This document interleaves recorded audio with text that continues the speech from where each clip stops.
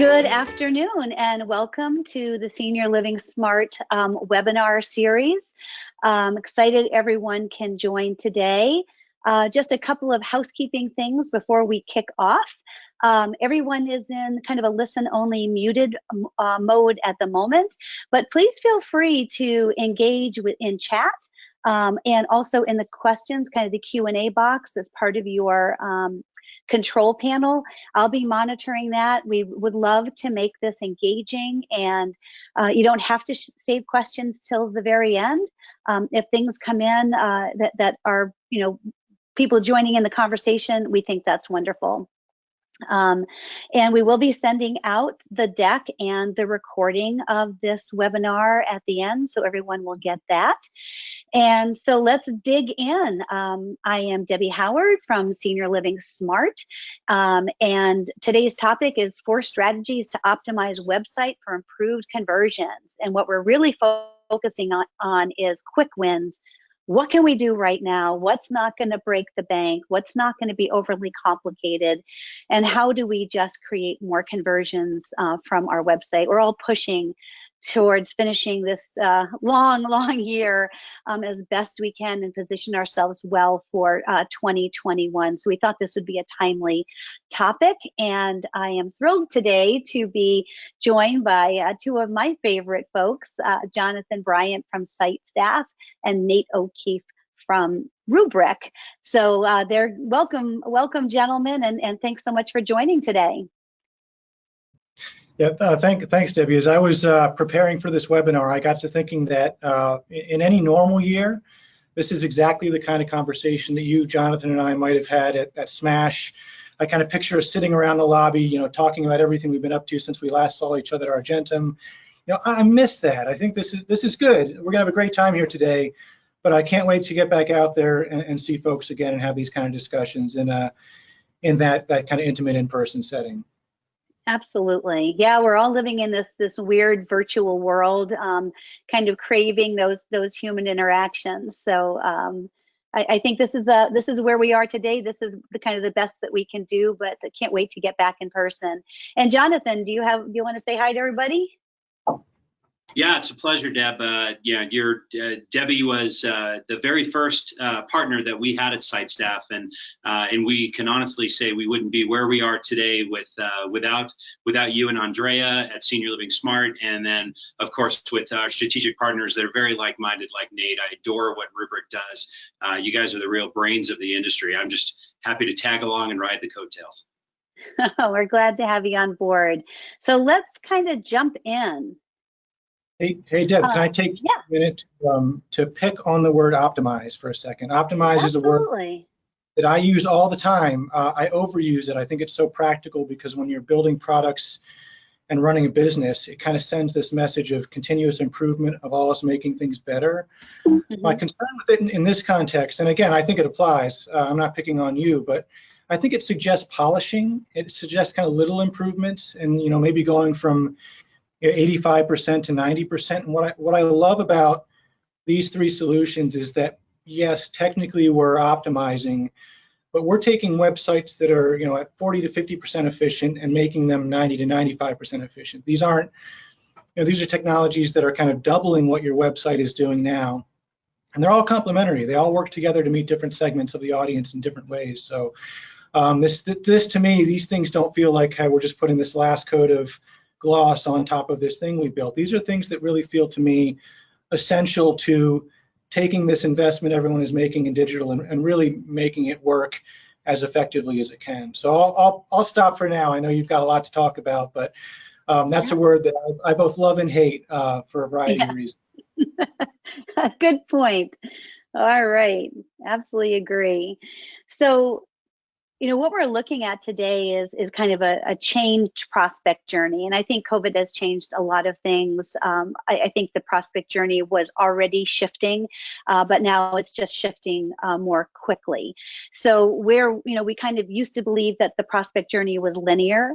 As you can see in the graph above, that, we would attract, convert, close, and delight, and then we could kind of plug in a formula and a strategy to get people to advance And frankly, it used to be that we were kind of the secret keepers, and we forced people to kind of call us or come see us or come to an event or tour or to have some kind of sales interaction before we would give them a lot of the kind of intelligence that they were looking for. And today's prospect is much more like the diagram below. People are coming to our websites every day at a different place in their journey. A great majority of them are just beginning. They're in research, awareness. They're trying to understand their options. A few are closer to decision. Maybe they have higher intent. But people go on and off, back and forth, and it's not this linear, if I do this, then I'm going to get this, and then people are going to advance. People go backwards, forwards, sideways, they go back home and sit and think for a while, they come back in. And so what we're really trying to do is to create an environment where there's a tremendous amount of choice and options for prospects to choose how to engage with us, and for us to be able to follow them along their journey, even if they step off for a while, that when they step back in, we can pick up the relationship from there. So Jonathan and Nate, are you finding that are you experiencing this as well, kind of in what you're seeing in the digital world, that it's much more complex, that the decision is longer, and people are really wanting to self-navigate? I'll start, Debbie, by saying we definitely wish it would be the top, right? And I think it's actually been the bottom, but we've never really had the technology or the visibility or maybe the motivation to have this crazy map below be transparent. And I think that the three of us are kind of all on a mission together to allow the attendees of this webinar to have visibility over this crazy buyer journey and be able to connect the dots. And I'll talk about that more later, but I 100% agree, and I think it matters more now than ever, especially when the getting isn't as good. Yeah. Yeah.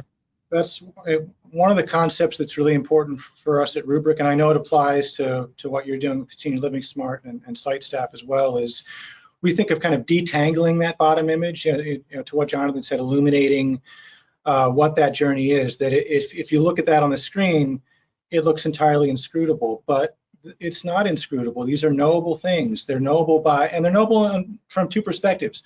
One, from that prospect and family perspective, is there, it feels like a really unique and difficult journey when you're in the middle of it, but there are millions of people have done it before you, and so there are things that you can take comfort from, you can take guidance from, just based on the experiences others have had. And similarly for folks in the industry, it's also knowable, it's also measurable, and it's also something that can be, make sure that you're addressing those prospects in a really personalized way. So the phrase we use is illuminate the path ahead. Shine a light down that path.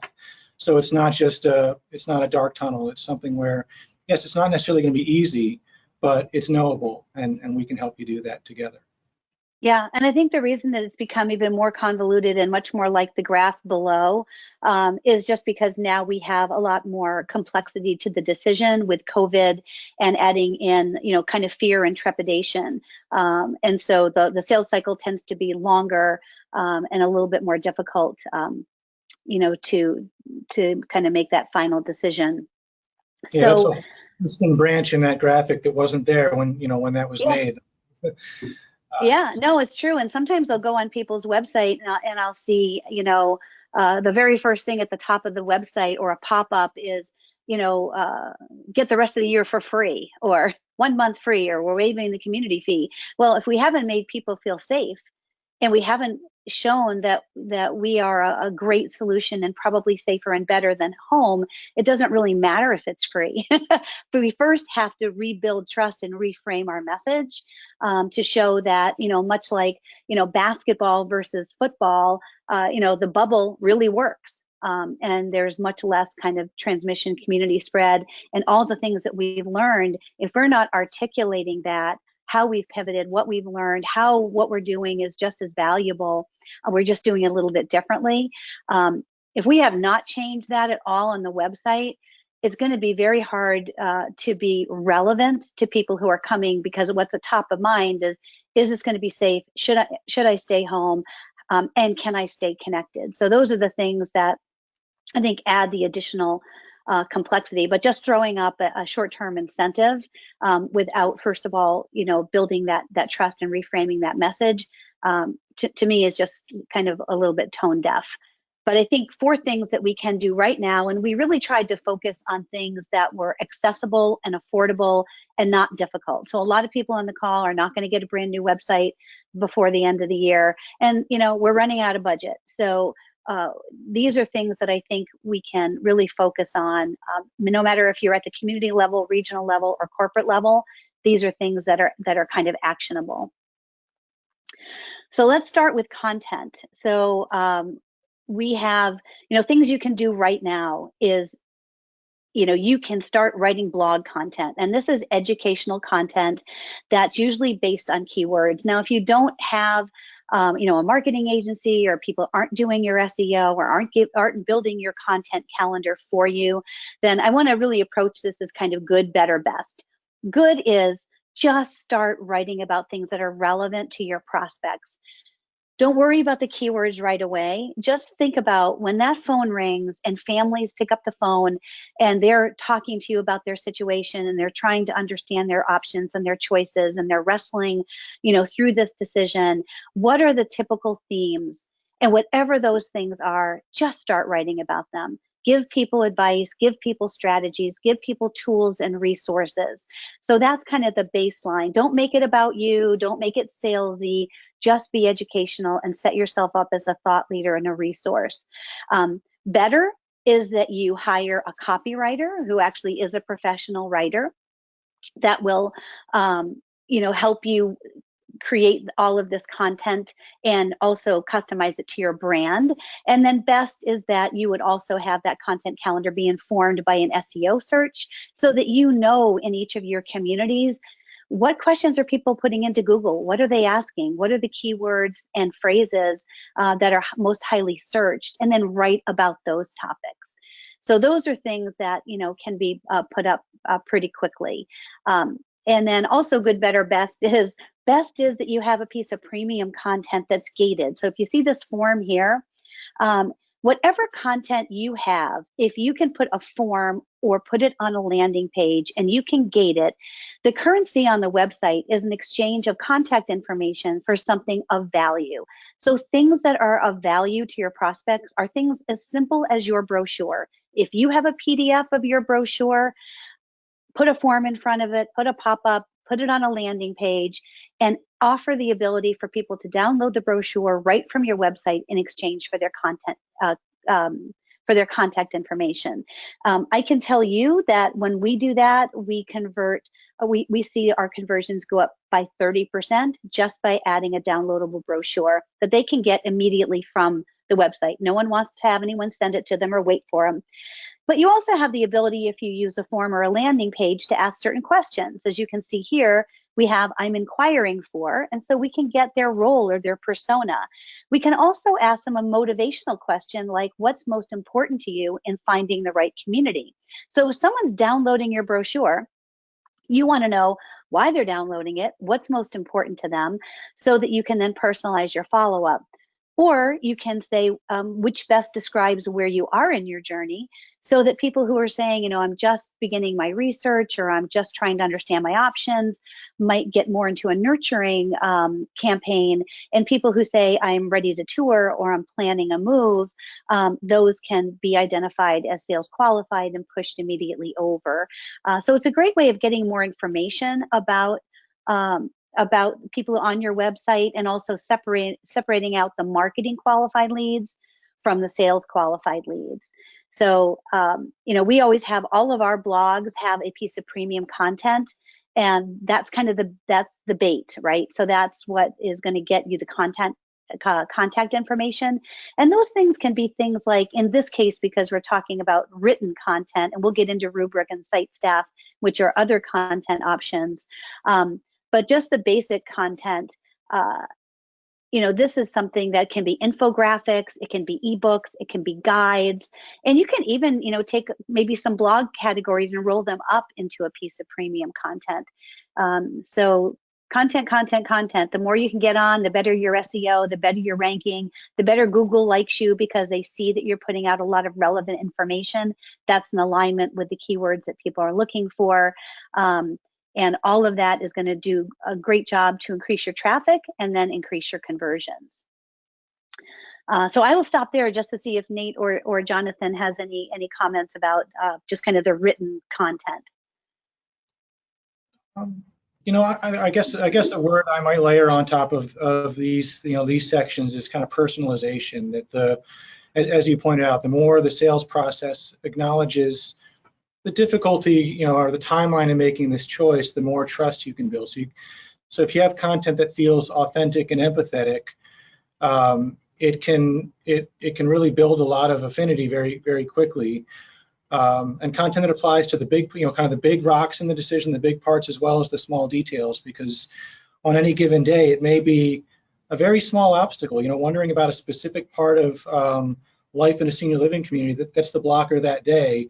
It's not always the big picture thing. So having a broad range of content that talks about the big, the medium, and the small is both going to be searchable, so it is going to positively impact your SEO. But when that person sees that note that really reflects the situation they feel like they're in, it just goes so far towards generating that empathy and trust. Yeah, and I think to that point, as you look at building out your content strategy, think about all the different stages and all of the different roles and personas. So the whole idea of a high-performing and highly optimized website is that it's got to be more than an online brochure. It has to be something that's going to be relevant to a prospect to return to often during their journey. So if they can come to your website and they can consume everything in one session, there's really no reason to come back. But if things are engaging, if there are different types of content, if you have things that relate to people who are in awareness, consideration, and decision, and knowing the personas, knowing that maybe the adult son is going to be interested in different content than the adult daughter, than the older adult themselves, than a professional, then you're really developing out a holistic calendar of content that you can create month over month that's just going to add more value. Also choice. So this slide really goes down to things that you can do right now. You can create call to action buttons on your website, and buttons are really good because like 60 to 70% of your visitors are going to be on mobile. So having those big chunky buttons for those big chunky thumbs, probably easier to navigate than having a form. But let people choose how they want to engage with you. They came for a reason. They had intent. They don't land there by accident. So offer them the choice. Do you want to download a brochure? Are you ready to schedule a visit or a virtual visit? Are you ready to speak to an advisor or request a call back? There's two different ways of saying that, but hopefully everybody has a click to call on your website, which is a trackable number, so you're able to measure who is clicking over from the website. But sometimes people get to the website and they're worried. They come in the morning. They had 4 calls from their loved one overnight, and they can't talk right then and there, but they have enough time to go on, and maybe they'll schedule a call with you at lunch or a call with you on their drive home or in the evening. So we do find that download a brochure is has the most contacts generated, followed by schedule a visit or a virtual visit. But there are people that when we offer them the choice to get a call back or to schedule a time to speak to an advisor, it offers them that option as well. So I would definitely, those are things that are quick and easy to do. Things like offering a guide. This is just the most popular guide downloaded is the funding guide. So people want the brochure because they want to self-qualify or self-disqualify. Let them do it. That's awesome. They want to know what you offer, where you are, what your better and different story is, and can they afford it? And then often after they get the brochure, they'll download a funding guide to better understand veterans benefit, long-term care insurance. So that is the most popular guide that we offer. So you can do that as a pop-up. I mean, these are things that your website company, can help you execute very quickly with not a lot of investment of any resources of time or money.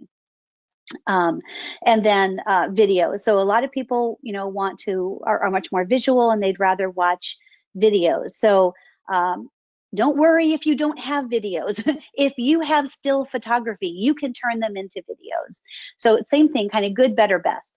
Good is if you have no video content, you can take some with your iPhone, use a stabilizer, and then use something like iMovie to take that and edit it. You can even take still photography, put it into iMovie, and edit it. So that's kind of the bottom level. Middle level is, you can use, like we use a program called open house tours, and you can just go in. It was created for the real estate market, but you can create from still photography, architectural photography, and lifestyle photography. You can put it into their program. It creates movement. You can add music, you can add a voiceover, or you can do kind of a written description of each section of the website, of the community. You can do it as a 1.5-minute version for certain uses like on the website, but then you can edit it down to 30-second little videos, which are going to be appropriate for optimizing your Google My Business listing or putting up on Facebook. So video content, don't think of it as being overwhelming. Of course, the best is that you get a professional videographer, but right now that is just not always available for everybody. So I'll just pause here once again to see if Jonathan or Nate have anything to add to kind of, the whole thing about offering prospects choice and how they want to engage. Choice is obviously very important. The one thing I'll stress here is these are learned successes from investigating behavior, Deb. So obviously what you're putting here on the screen are tried and true, and it comes from testing and inspecting. And so we can always think that the content that we're generating is the best, or what a spectacular image or video. Sometimes, as Nate was talking, you really want to capture the here and now, and the true healthcare hero things that are, thankfully the empathy lens is very popular these days, and obviously we live and breathe in that space. But at the end of the day, you've got to make sure that you are inspecting the results and tracking those results, because it doesn't matter what we think or feel, it matters what performs and converts. And these examples that you guys are seeing on the screen right now, they work, or Deb wouldn't bring them up. Yeah, they do work, and they're pretty, low bar to access and not expensive to do. Things like, simple things like taking a static brochure and adding video components. So if you have your community brochure and you have those Adobe InDesign files, you can insert little videos, little welcome messages from the sales team. You can put those tours into it. So you can take something that is static and kind of, not tremendously engaging, and you can add a level of interactivity by embedding those videos. You can link to calls to action that bring them back to the website. We find a lot of people spending time on floor plans. They're very engaging to folks, and we work with a company that actually turns them into room planners, where you can move the furniture around, create your own design, see how it looks. You can save it as a plan. You can share it with family members. So anything that's going to keep people on your website longer. I mean, we have like 8 seconds. When somebody lands on your website, it's like 8 seconds to go have them understand what you do, that you're a great choice, and that give them some action to take that's going to engage them, have them stay longer, and ultimately take an action. I will tell you, just in terms of results, we were on a call the other day with a client, and about 36% of the move-ins we were able to track to some level of engagement on the website. They either or some level of engagement with marketing, like a digital marketing campaign, which is great. But we need to be able to see what prospects are doing and what they're engaging with to really understand. It's not one thing. It's about what Nate was saying. It's all these things working together. So, they either filled out a form, or they opened, 10 emails, or they opened the newsletter, or they did a floor plan, or they watched a video, or they took a rubric survey or assessment. So we know that it works when there's lots of choice. So that brings us to chat. You know, some people get there, they have a compelling reason to be there. They don't want to click through your website to find the information that they want. They just want to ask a question. And they want to be anonymous, right? And people are more honest when they're anonymous. So, Jonathan, I'd love to just kind of get your insights, because Site Staff Chat, live chat, hosted by college-educated Americans, hired for empathy. We did a lot of training on the senior living sales skills. Why do people engage in chat? What do you how would you define the, you know, the chatter versus maybe people who don't choose that particular channel? Well, I'll quote David Smith when it's talking about, you know, it's all about stages of readiness, Deb, and oftentimes when people are first approaching, they're first looking, they may have a little bit of information. I mean, we live in an information age after all, but it doesn't mean that they don't have questions. But in an emotional purchase that's really second to none in senior living, we as Americans, we don't like to talk about our pain. But if you give us a private communication tool that allows us, as you stated, to be anonymous at first, we will express our pain and ask our questions in a vacuum. And so when you think about it, I mean, there's a myriad of emotions why people aren't going to engage. For me, it was embarrassment that I wasn't prepared enough, even though I've served this industry so much, when my father was in hospice last year. But the whole point is, it could be fear, embarrassment, frustration, anger, sadness. There's so many reasons why people aren't going to be ready to take the next step. And so simply engaging them in a manner that is a comfortable communication tool, whatever that is, it's just simply a good communication tool that people use and that's proven to be a measure. But as you state, Deb, all chat is not created equal. I think you have to have the right people and the right process there on the other end that are going to convey the message that's reflective of a culture of care. We're very proud to do that personally. Yeah, obviously, we always recommend Site Staff to our clients because it humanizes the website, and that's, I think, what we're all trying to get to. Do you find that most of the interactions with chat are first-time visitors, or that are kind of in that awareness research stage, or do you find people come with a particular question, or that there are returning chatters? Well, from the information that we have, I'd say about 60% of the people that are really first kicking tires, or at least that's the first impression on the website that they're taking. But thanks to Nate and some other like-minded business owners that are serving the industry, we are learning a little bit more about the transparency of the buyer journey, to where maybe it's not. Maybe they're actually doing, following other calls to action, doing some investigation on the back end. I think what's important, Deb, is that we remain students to really understand and then engage in a manner that's going to be helpful no matter where they are in the buyer journey. We have to be prepared to be of value every single time that people are chatting, regardless of what phase. But so far, I'd say about 6 out of 10 of them are on the very introductory phase. And this is the first impression, excuse me, first impression of the brand that we have the honor to serve. And what have you found are the most common questions? Like, why do people click on that chat? What is their burning questions? Like, is there any pattern, or is it just kind of all over the map and it's very personal? Or do you see that there are certain themes?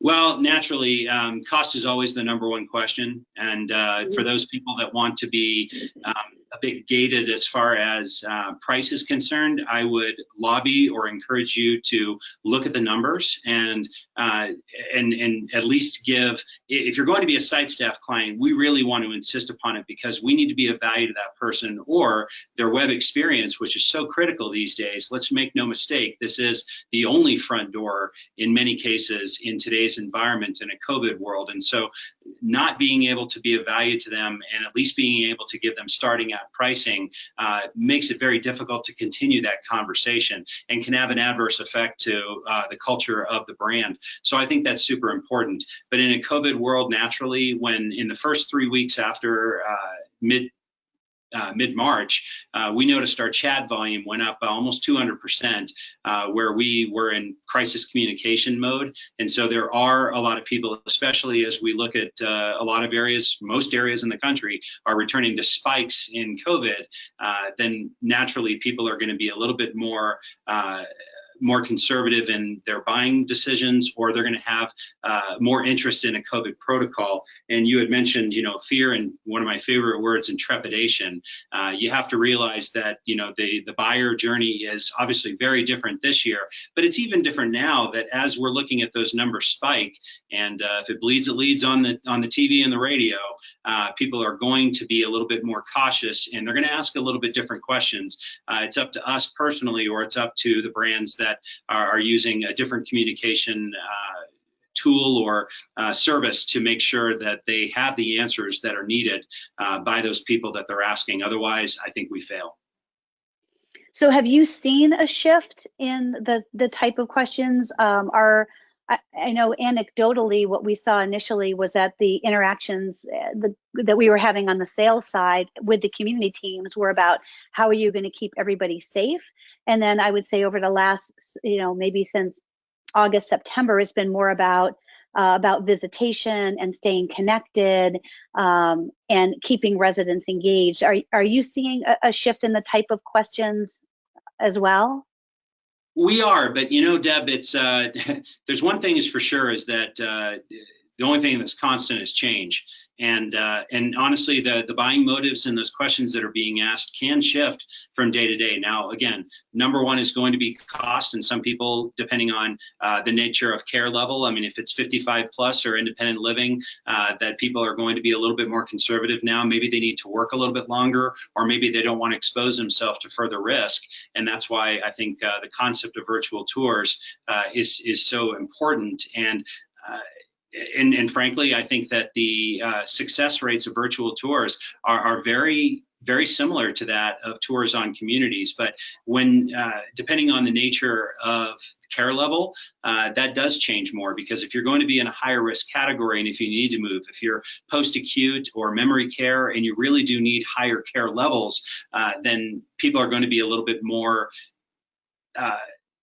patterns of questions. They want to have a question to begin with. Sometimes it really is leading on. It is cost conducive as far as the nature of their questioning, but it's really just about promoting the other contributors that can contribute to cost, or the cost of care, to where that conversation can begin about long-term care insurance or VA benefit. And so I think it's just our responsibility is to reflect the culture of care of the brand that we're serving, and then also always be of service, and then make them comfortable taking the next step in the sales process. And that sales process can be very different today, or they can pump the brakes because they are really concerned about resident safety, or those that are touring, family members, things like that. And we just need to make sure that we are constantly aware of what is being promoted, and safety is obviously a close second these days to cost, as far as the nature of questioning. Yeah, good point. Okay, so we kind of covered people who like to read, like blogs and guides and ebooks. We talked about people who are visual and might like floor plans and videos and virtual tours. We've investigated people who just like to chat. They don't want to spend all that time. They want a quick answer, on and off. Let's talk about decision tools, Nate.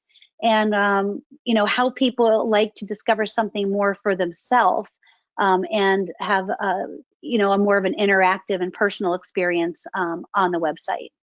Sure. And I think do you have a slide that might have a couple of? So I'm going to do a little bit more description, just because we are. I think more and more folks kind of know what the approach is like now, but I'm going to give a little bit more of a preamble just to. So folks understand the what as well as the why. So it might get a little bit pitchier, but just steer me away from that if I get. Deb.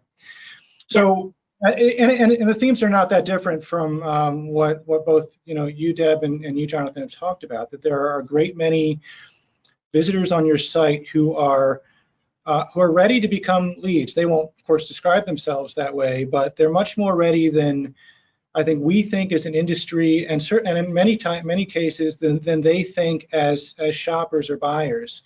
But they need to get unstuck. They've already been lurking and researching your site, your competitor sites, health information sites for months or even years. In most cases, they're at the point where they know it's time to make a change, but they need to be informed, they need to be kind of empowered, and they need to be validated. And you can do that with tools like Rubric, which I'll talk about a little bit more, like SiteStaff, where you feel courageous enough to say, I'm ready to connect with someone, and I know specifically what I want to ask. You're a little bit further down the funnel, and live chat is just the right interaction at that point to catch you and take you to the next step. And with personalized content, you can have the same effect. It's about kind of earning trust and loyalty at whatever stage that buyer is in. So for Rubric, in terms of how it works, you can kind of see on the screen there. It's a pretty simple call to action that gets added to the website. It can be added to your marketing automation campaigns. It can be added to your paid traffic. It can be added to your other email campaigns. But what happens is someone will click on it. They're going to spend about 4 minutes taking this conversational assessment. It sounds like a lot, but this is exactly the intervention that folks need at this moment. It's unbiased, it's personalized, and it will end up generating this report that recommends options that are specific to their needs. At the same time that's happening, at the same time that the customer is kind of going through this journey of becoming informed and discovering their needs, your sales team receives in real time the same report with complete contact information by both email and through the CRM. So these are folks that were, just to kind of draw this in relief, these are folks that were anonymous browsers on their website. They were not going to reach out without an intervention like this, and they're now coming through in full color as highly engaged leads. And so it just comes back to that theme of, there's the whole hospitality side of this business, and hospitality is about anticipating a visitor's needs before they even knew they had them, and the website needs to do that too. If their need is a live chat experience, then you got to deliver that. If it's, hey, I want to continue consuming content over the next couple of weeks from this brand or months, that's got to be there. If it's something that's going to help them get over the hump and learn more about their needs, then that's got to be there too. And additively, this is where you get that doubling effect in terms of the efficiency of your program. Yeah, we've seen it be very effective, not only on the website. Once again, simple, easy tool to add to the website, certainly cost effective in terms of generating leads. But we've also, seen great engagement on email campaigns and lead nurturing. We have one email that goes out as part of one of our workflows, and 85% of the people that click on that email click on the Rubric assessment because they want to learn something about themselves, about their situation, and they want to have some kind of deliverable at the end that's going to be valuable. And then we're also starting to use it with paid campaigns, paid social and paid AdWord campaigns, just to get people to convert. And they've all been really effective.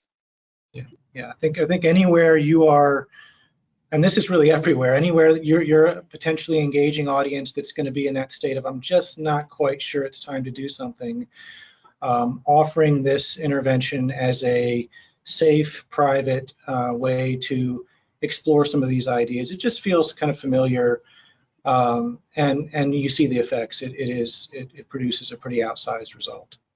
Yeah. So everything we've talked about is really, about giving people choice, depending on where they are in their journey and how they choose to engage. And I know, Jonathan, you have a little bit more to talk about with conversions, because that's what we're really talking about today is, we don't really have a lead generation issue in terms of traffic.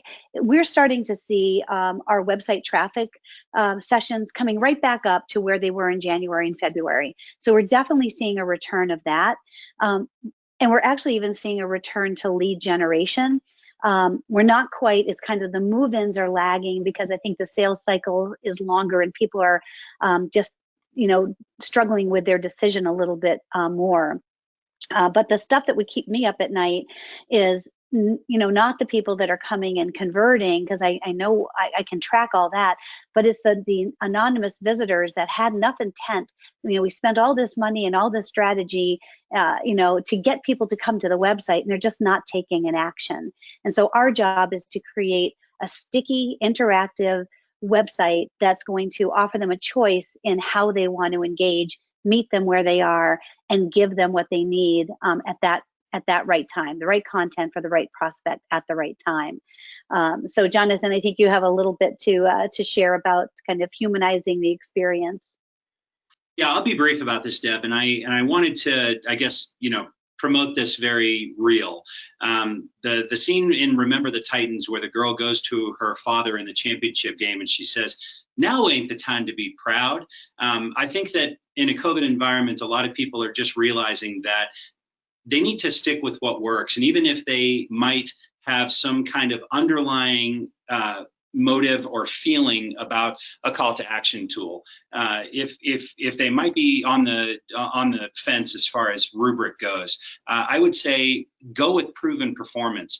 People might have preconceived notions of chat, and I would say that they're real. But if we have proven performance that this is a complementary call to action that drives move-ins, now is the time where the industry needs it the best. We all know the NIC data, and even the report for October that just came out yesterday, it is pretty doom and gloom. And yes, as Nate showed in the last piece of content that I got from Rubric, there are signs of really good things to come, and I'm really excited about that. But maybe think less of your ego just to be able to make sure that you don't build a website for you. You build a website for your buyer. And I would say the same thing for chat, as far as if it works, and if everything that a Balfour or an MBK or Deb or Andrea or Nate have to say, yes, this works, you might want to rely on industry peers to be able to do the right thing if it's going to drive conversion and drive census.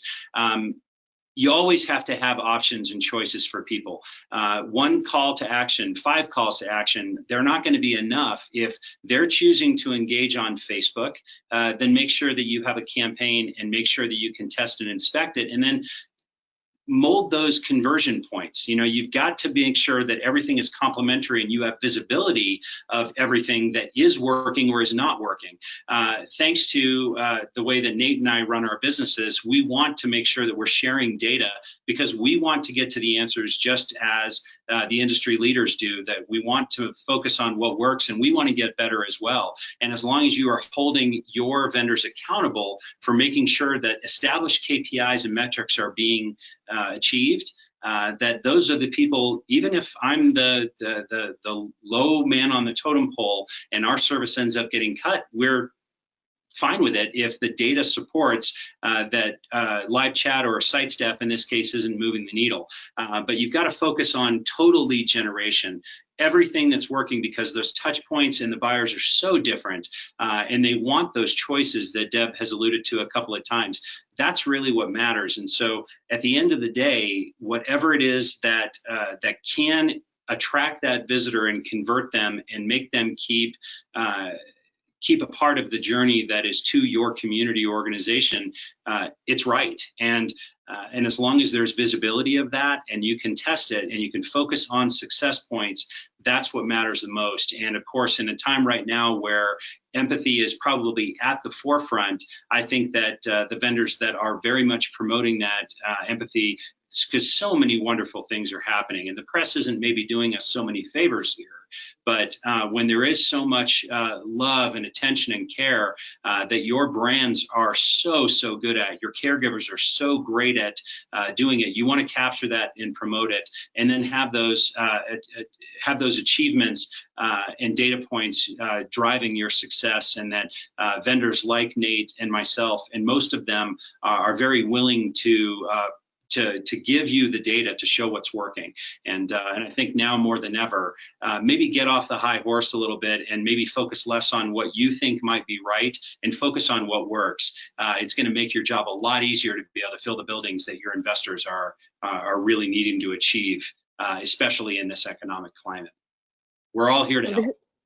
And the good thing is everything is measurable. In the digital world, it's a little bit harder when we get into, traditional, advertising and print. But in the digital world, literally, there's so much transparency and so much measure of ROI. It's pretty compelling. And once again, like Rubrik, SiteStaff, chat is easy to implement. Snippet of code, really quick, can be a banner, can be a pop-up on the website. They build out a knowledge base so they can speak specifically to your brand and culture and all the questions that prospects will have. And the goal is just to convert, get the contact information, schedule that visit or virtual visit to just get more conversions off of your website traffic. So many other things we could talk about in marketing, but today we really just wanted to talk about maximizing your opportunity on your website with things that are affordable and accessible, don't require major changes. And at the end of the day, our goal is just to eliminate any friction for prospects to move through their journey. What prospects want really right now is they want to do as much research as they can independently and anonymously. And they want to determine their own path to conversion, and they want to raise their hand when they're ready for that sales interaction. But our job is basically to provide all the information that they'll need to make a good decision, or to gather the information they need to build trust and to feel comfortable, and get out of their way. At the end of the day, it really is allow them to self-navigate and give them what they want, get out of their way, be human and be available and accessible. But we have to be super transparent and really building that trust. So that's what I have, and I'll open it up for questions right now. And if you want to put them into the questions box or into chat, and I will also just turn it over to Nate or Jonathan for some final comments. And then I have just a couple of polls, and then we'll wrap up. So Nate, I'll turn it over to you. Thanks, Deb. I just wanted to, I have been, right from the beginning, I was talking about the complementary nature of these types of solutions. Doesn't necessarily have to be us, the three of us, but these types of solutions working in concert. And so I wanted to highlight some of the kind of bi-directional nature of what we're doing with SiteStaff, for instance. So we have we're fortunate to have a number of clients that are using both of our tools in concert. And it goes both ways. So when Jonathan's chat agents have a lead that might not be ready to take that next step and schedule a tour, but they're engaged, Rubrik can then be offered to that person to kind of continue their exploration outside of the chat window. And then they can, opt in through Rubrik as well and become a more qualified lead through that method. Similarly, when Rubrik users have gone through our assessment, have gotten to the results screen, they may say, I think I am ready, and often they do. They're ready to talk to someone. It may not be that they want to pick up the phone in the upper right-hand corner of the screen, and so having that chat integration right there on the results screen is something that generates a lot of additional activity. And similarly with marketing automation and nurturing platforms, it's bi-directional as well. So Deb will often include, as you mentioned, Rubrik as a call to action as part of the nurturing sequences that you've built. And then on the other side of the coin, we feed all of those prospect responses, the 23 to 25 questions that have been answered, back to your marketing automation platform. So it makes that persona that much richer. If you've got someone, for instance, that's concerned about or tells us that they're concerned about, is it still safe for my dad to be driving? You then know you can trigger some content that's specifically going to apply to that need. It's going to feel kind of concierge-like. It's going to be responsive to the needs they've told you they've had. And again, those interactions just feel, they generate a lot of trust. Specifically when this is someone that has said, when they go through Rubrik or they go through chat, they are telling you, they're giving you license to talk about anything that they've input into these platforms. So there's not it kind of eliminates some of that creepiness that comes from, well, wait, how did they know that about me? And these platforms do a nice job of maintaining that transparency throughout. So I just wanted to highlight that because we've been fortunate to work together on so many great programs, and it's not these aren't silos. in how they sit on the site, and they're not silos in how we, how we talk about the data and tell that data story together, as Jonathan pointed out. Yeah, that's a great point. I did just want to also comment about this slide. We are fortunate in senior living that, people come with intent, that all of the leads kind of come to us. No one's going through a phone book and calling people. So all the leads come to us. So the pushing force is whatever motivation, whatever is not working, whatever concern that people have becomes that force. And then it puts, into motion this outreach, looking for resources and help and support. And so all of those things are pushing people forward towards you, towards your community, and making a decision.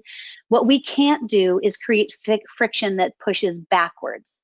So anytime that we put a barrier in front of a prospect, we are creating reverse friction. So what do I mean by that? If you have just a generic contact form that doesn't allow people choice in what to do, or if you do something like, I was on a website the other day and it was schedule a tour, and I was like, oh great, I wonder what's going to happen when I click on schedule a tour. Well, you know what happened? Absolutely nothing happened. It was just a contact us form that didn't allow me to pick a date or a time. If I have the intent to come to your website and I'm ready to schedule a tour or virtual tour, let me pick my date and time and make that commitment then and there. So if we're putting barriers in front of that, not making it simple, not making it intuitive. I've been on websites that say request a brochure. I thought I was going to get the brochure. I didn't get anything. A day or so later, I got something back from the front desk person who hand wrote me a note. By that time, it's 2 days later, and I've forgotten, why I even, asked for that brochure. We have to be immediate. We have to be responsive, and we have to keep that motion of that prospect moving forward. So everything has to be in concert with allowing the motion to continue going forward, and to allow people to advance throughout their journey. I just have a couple of polls, so I'm just going to launch this. You can just fill this in really quick. We just want to give people, if you do want information, that you'll be able to get that. If you'd like to have information about site staff chat, how to add a chat feature onto your website to capture more conversations and humanize your website, you can go ahead and let us know. Yes or no, no's okay. We just want to be able to follow up with the people that request follow-up. So I'm going to close that poll.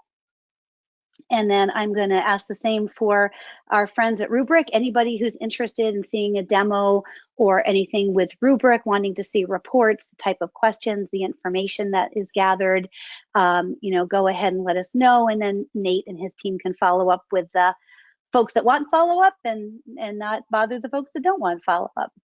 And then lastly, I'll just do the same. Anyone who's interested in a marketing strategy session with Senior Living Smart, I would be happy to jump on a call with you and talk about your website, what I see. I can look at competitors and give you some advice on some quick wins and things that I think would take your website to the next level.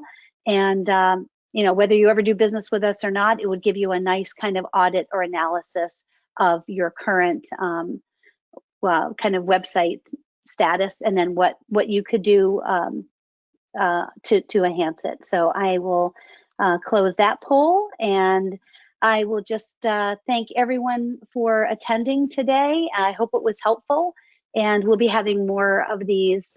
We try to do at least one a month. If there are topics that you want to see, let us know. We'd love to do that. So Nate and Jonathan, thank you so much for your time and for sharing all of your insights. It was great to have you on. Yep. Always a pleasure. Thank you. Really appreciate the time. And thanks everyone for joining today. It was good to see an audience here today. Indeed. Thanks so much. Take care. We'll send out a follow-up. Thanks, everybody.